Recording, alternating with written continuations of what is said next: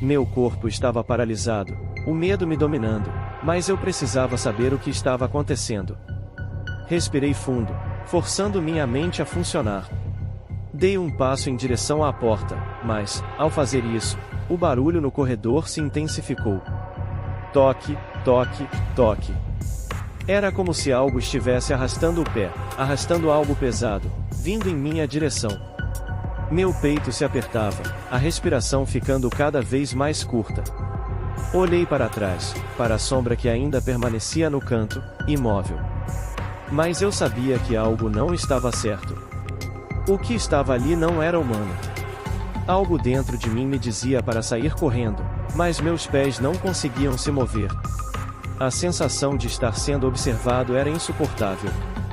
Foi então que ouvi um sussurro baixo, quase um suspiro, vindo da direção da janela, que estava ligeiramente aberta.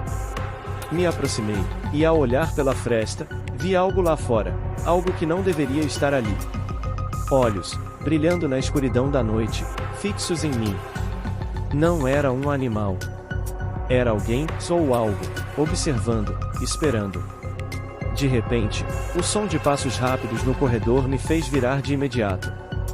Quando olhei para a porta do meu quarto, ela estava agora completamente aberta, e a figura da sombra estava lá, mais próxima do que nunca. Você não devia ter olhado para fora.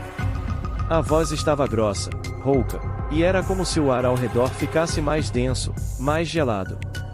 O medo tomou conta de mim de uma vez só. Não havia mais escapatória.